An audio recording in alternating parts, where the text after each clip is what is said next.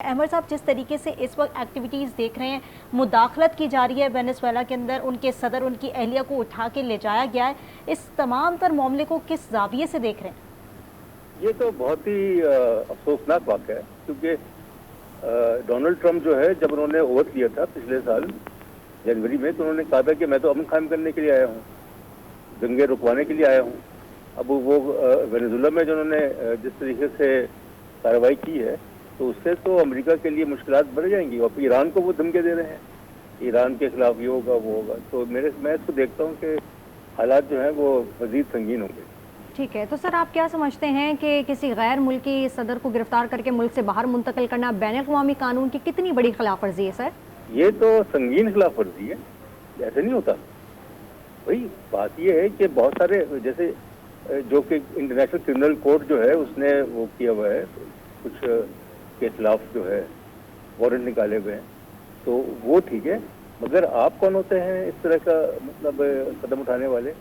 اور وینزویلا کوئی چھوٹا موٹا ملک نہیں ہے۔ وینزویلا جو ہے وہ ایک لاطینی امریکہ کا بہت ہی ایک مضبوط ملک ہے، اور جس کی تیل کی پیداوار جو ہے وہ سب سے زیادہ ہے، 275 بلین بیرلز جو ہے وہ اس کی گنجائش ہے۔ اس کے خلاف بھی کرنا تو بہت ہی میرے خیال میں غیر ذمہ داری کی بات ہے۔ سر اس گرفتاری کو لے کر آپ کیا سمجھتے ہیں کہ امریکہ کسی بین الاقوامی وارنٹ یا پھر خصوصی اختیار کا حوالہ دے سکتا ہے دنیا کو؟ کون سا وارنٹ؟ ان کے خلاف تو کوئی وارنٹ ہی نہیں ہے، کوئی وارنٹ نہیں ہے، کوئی اس طرح کی بات نہیں ہے۔ اگر ہے بھی تو پھر انٹرنیشنل کرمنل کورٹ جو ہے وہ کرے۔ یہ تو امریکہ نے تو اپنے طور پہ قدم اٹھا لیا۔ اچھا مونی صاحب، اس سے آپ یہ نہیں سمجھتے کہ صدر ٹرمپ کی جانب سے واضح طور پر یہ دکھایا جا رہا ہے کہ سپر پاور جو ہے وہ کچھ بھی کر سکتا ہے، کسی بھی ملک کے اندر مداخلت کر سکتا ہے؟ ایسی ہے۔ تو یہ کتنا خطرناک ہے؟ یہ تو روس کے ساتھ پھر جھگڑا ہوگا، اور کیونکہ روس جو ہے وہ حمایت کر رہا ہے وینزویلا کی۔ اس سے دیکھیں یہ بات یہاں نہیں رکے گی، یہ بات جو ہے وہ آگے جائے گی، اور اس میں پھر چین بھی ملوث ہوگا، روس بھی ملوث ہوں گے، اور امریکہ کا جو ہے یہ کہنا کہ جناب کہ وہ ہر کوئی جس کو چاہے وہ اٹھا لے، جس کو چاہے وہ گرفتار کر لیں، جس کو چاہے وہ ریجیم چینج جو ہے جو ان کا رہا ہے، تو یہ اچھا نہیں، نئے سال کے لیے یہ بہت خراب ہے، بہت خراب ہے۔ تو سر مونی سر، یہ آپ بتائیے گا کہ لاطینی امریکہ میں یہ واقعہ اینٹی امریکہ جذبات کو کیسے متاثر کرے گا سر؟ اینٹی امریکن سینٹیمنٹس تو پہلے ہی ہیں۔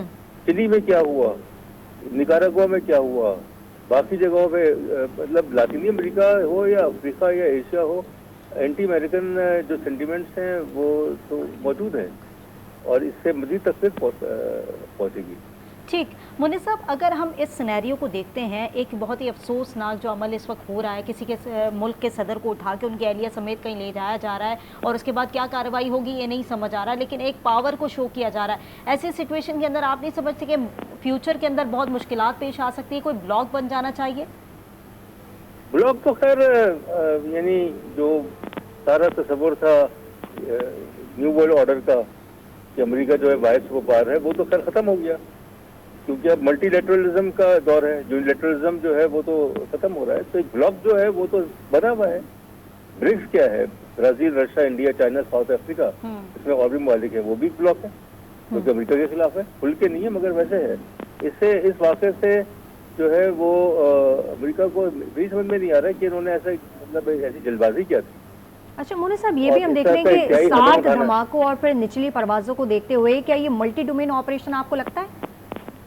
جی ہاں، اسی طرح کا ہے، آپریشن کیا انہوں نے، اور مگر سوال یہ ہے کہ وہ اتنا آسانی سے لے کے کیسے گئے؟ کیا وینزویلا کی اپنی کوئی دفاعی قوت نہیں تھی جو کہ اپنے صدر کو بچا سکے؟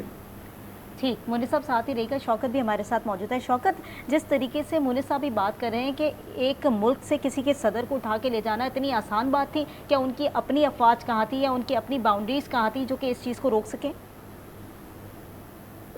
دیکھیے بالکل صحیح کہہ رہے ہیں، بات یہ ہے کہ ملٹری مائٹ جب ایک ملک کی زیادہ ہے تو وہ منمانی کر رہا ہے وہاں پر۔ وینزویلا میں ظاہر ہے اتنی دفاعی قوت نہیں ہے کہ وینزویلا اس امریکی حملے کو ریزسٹ کر سکتا۔ وہ جتنی بھی بات کریں، ان کے وزیر دفاع کہہ رہے تھے کہ ہم بدلہ لیں گے، ہم کارروائی کریں گے، لیکن امریکن مائٹ کے سامنے ابھی میں نے آپ کو ایگزامپل دی کہ 52B وہاں سے آئے تھے، آرام سے آئے، پوری دنیا کراس کی، ایران پر بمباری کر کے جب واپس چلے گئے تو پھر انہوں نے بتایا کہ ہم نے وہاں پر بمباری کی ہے. جب ٹیکنالوجی آپ کے پاس ہے, ملٹری مائٹ آپ کے پاس ہے, ڈیٹرنس کولڈ وار میں تھی, کہیں نہ کہیں کوئی نہ کوئی ڈر تھا, اب تو وہ بھی ختم ہو گیا نا. اب تو بلاک کی آپ بار بار بات کر رہی ہیں, کوئی نیٹو کے مقابلے میں پہلے وارسا پیکٹ تھا وہ ختم ہو گیا, اب کون سا ایسا آ گیا ہے. چین کو انہوں نے تائیوان کے مسئلے میں خود ہی اسٹیٹ آف تائیوان میں رکھا ہوا ہے اور ویپن دینا چاہ رہے ہیں, جس پہ چین جو ہے وہ آواز بھی اٹھا رہا ہے. لیکن بات یہ ہے کہ کیوبن مسل کرائسس ہوا تھا 1960s میں, اس وقت سوویت یونین پاور تھی, فل پاور تھی, بلاک تھا, سارا ایسٹرن یورپ اس کے ساتھ تھا, وارسا پیکٹ موجود تھا, بٹ سٹل وہاں پر کیوبن مسل کرائسس میں سوویت یونین کو واپس ریٹریٹ کرنا پڑا اور وہ میزائل نہ لگائے جا سکے. اب تو صورتحال اور ہے, اب تو یورپین تھیٹر میں یوکرین کے ساتھ روس کی بھی جنگ چل رہی ہے, فوکس روس کا اپنا یورپین کانٹیننٹ میں ہے.